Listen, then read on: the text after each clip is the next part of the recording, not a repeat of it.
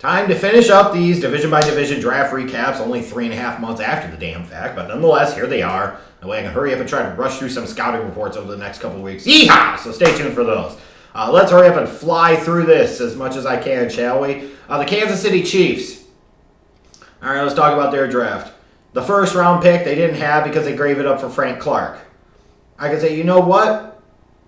I'm cool with that. You know, it's thinking about it now. Like, there was a part of me that was questioning, like, well, why the hell didn't you just keep Dee Ford?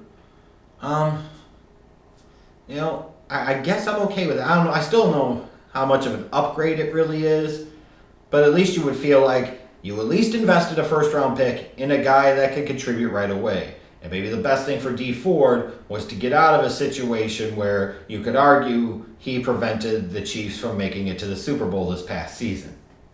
Maybe. I don't know.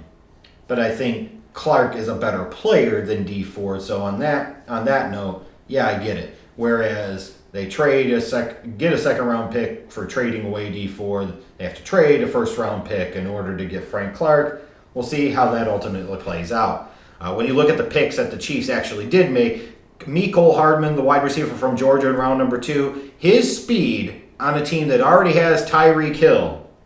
You got a couple of cheetahs there. These dudes can fly. You throw Sammy Watkins into the mix. You got 3 guys that can fly. It will be incredibly interesting to me to see how Hardman develops as an actual wide receiver, not just as a speed guy. But in the meantime, I think Andy Reid will figure out some ways to be able to unleash and utilize Hardman's speed even in his rookie year. Thornhill, I think, will be a solid starting safety in the league, so he made sense where they got him in round number 2. When you look at the rest of this draft, you know, maybe a guy like Kalen Saunders could contribute for them down the road. Not a ton of true impact here, but, you know, when you look at it, they've had some success in middle to later rounds with some of their picks, and a guy like Hardman or Thornhill could end up outplaying their draft position. I look at the Chargers, and in my final mock draft, I had them taking Jerry Tillery, the defensive lineman, the defensive tackle from Notre Dame, and he ended up going there. And it's a great fit, a combination of perfect place on the board, the right position, the right player, and the right team. Like, this is like one of those just really solid first-round type of picks, especially the fact that it came in late in round 1, addressing one of the biggest needs on that Chargers team is their softness and weakness up the middle. Tillery most certainly should be able to help that. And then when you talk about up the middle, Nasir Adderley, the safety from Delaware in round number 2, him and Derwin James playing next to each other in the back end of a secondary for 8 to 10 years. Oh, yes, please, sign me up for that shit all day long. If you're a Chargers fan and you're looking at a team that you feel has a lot of the pieces in place to contend right now, but your one true weakness was up the middle of that defense, you now with Tillery and Adderley have gotten much better up the middle. You know, some of the other guys that they took here, Pipkins, the offensive tackle in round 3, he's got some developmental potential. The linebacker Tranquil in round number 4. You know, when you talk about the Chargers, they don't have the greatest linebacking core. There's a potential for a guy like him to be able to step in and contribute. When I look at the Chargers, where they were drafting, kind of the basic draft pick assortment that they had, I felt they did really, really well for themselves and found some guys that can make a difference for them right away. I look at the Denver Broncos. I talked about them in my biggest winners and losers video that they were one of the biggest winners because of the fact that they were able to sit there and get a top 10 talent in Noah Fant, but trade down to number 20 to get him and pick up an additional second-round pick to do so. That is really, really solid quality work, and they really needed Noah Fant. They needed a playmaker at the tight end position. They've needed it for a long time, ever since Julius Thomas left in free agency. They needed it, and by God, they got it. And were able to trade down several slots, pay him less money, and pick up additional draft picks in order to do that. That's really, really solid. Dalton Risner, the offensive lineman in round 2 from Kansas State, plays tackle. Could he play guard? Which position he's going to play long-term in the NFL? We shall see. But he's a guy that you figure to be a long-term starter in the league. It should be a pretty good one. The fact that you had a lot of people and a lot of mock drafts, a lot of sources thinking that Drew Lock could potentially be in play for this team at pick 10 originally, for them to be able to turn around and get him in the middle of round number 2, you got to consider that really good value in theory based off of where people were slotting him. Now, to me, this is much more in line and appropriate with the prospect that Drew Lock actually was.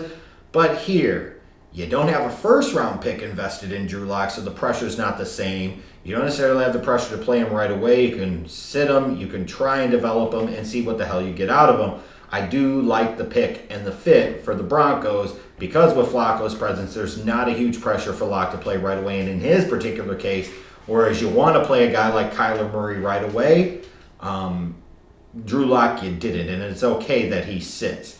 Now, Draymond Jones, the defensive lineman from Ohio State, I think there's a potential there that he's a starter in the future. You look at this draft class for the Broncos, it was pretty good. And when you throw in the fact the trade down and still be able to get Noah Fant, a top 10 player in this draft in my mind, it was good work for John Elway. I have been down this path, I feel like, before with Elway saying his drafts have been good and then they busted. So we'll see this time if I'm actually right. I do think the team that did the best overall in the draft in this division was the Oakland Raiders. Now, some of that is a byproduct of the fact that you had 3 first-round picks.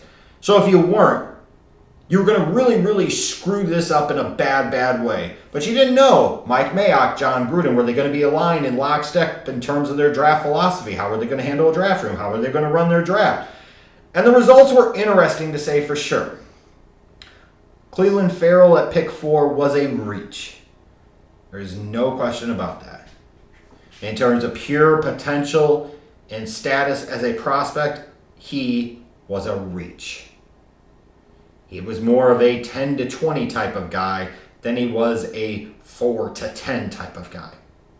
But when you look at Ferrell, he's won 2 national championships at Clemson. He's a really, really good young man, like several of those Clemson defensive linemen were, more so alongside with Clelin Ferrell. We would talk about Christian Wilkins. Ferrell is a guy that you could talk about coming in and changing a culture and being a locker room and team leader very early on, which is incredibly important for this organization that needed some of that. Is he going to be a Khalil Mack clone, a Khalil Mack replacement? Very unlikely, but he could be a really solid, productive player for a number of years that really helps change the culture for the Raiders. It was a reach, and that will never change, but that doesn't mean that this can't end up working out. Joshua Jacobs, a running back from Alabama, you get him where you did at pick 24. That was good, solid value. That's about where Jacobs should have went, and the Raiders needed him. They needed a difference-making back, and Jacobs has the potential to be that guy. Jonathan Abram is the type of physical and hard-hitting player that I really, really like.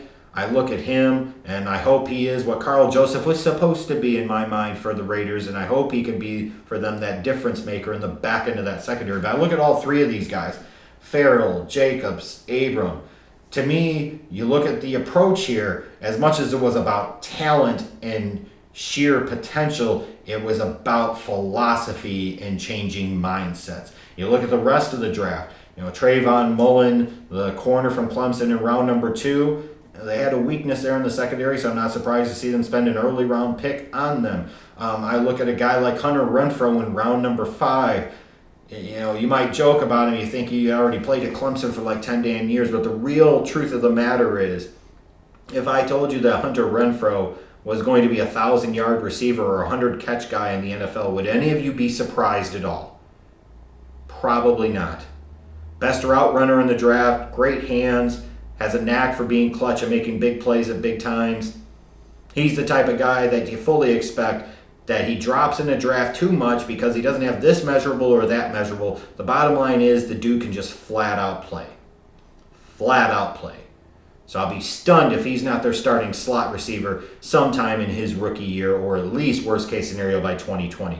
But then you got to factor in that this team gave up a 3rd and 5th round pick for Antonio Brown. And while Antonio Brown is crazy, Antonio Brown is a pain in the ass. Antonio Brown, when on the field, is one of the very best wide receivers in the National Football League and most likely will have a bust in Canton someday. And to be able to only have to give up a 3rd and 5th round pick in order to get a guy like that, you have to take that chance. You have to gamble every single damn time. Every time. Every time. Now, when you talk about changing a culture and so forth, and some of the guys you drafted in Ferrell and Jacobs and Abram, it is interesting that you would add an Antonio Brown to the mix, but there is truly an element here of you need somebody, and you need a difference maker, and you can't have all of the same type of personality. You have to have the right mix, but you have to have a mix in order to make the chemistry of the team work. And again, regardless of how it pans out or plays out or anything else with Antonio Brown and his time with the Oakland Raiders, on the surface, you have to make that deal 100 of 100 times. If you look at this draft in 3 years and you say Antonio Brown, who they gave up only a third and fifth round pick for, has made 2 Pro Bowls or 3 Pro Bowls and is still an elite wide receiver, that in and of itself makes this draft a big winner. Then you throw in Josh Jacobs being a 12 or 1,300 yard running back. Okay, end of round 1, really good value there at that point. If Farrell is an 8 to 10 sack guy and just a good all around consistent starter, it was a reach, but it still doesn't matter at that point in time. If Abram is a playmaker in that secondary and a borderline Pro Bowl type of talent, again, you got to look at it and you say, this Oakland Raiders draft we could look at in a couple of years and say this is the point in time that things started to change and point upwards for the John Gruden era in Oakland and eventually Las Vegas. But if Antonio Brown doesn't play to that level and a couple of these guys don't play up to their draft position, you might not have long for Mike Mayock being a general manager in the NFL. I'm just saying.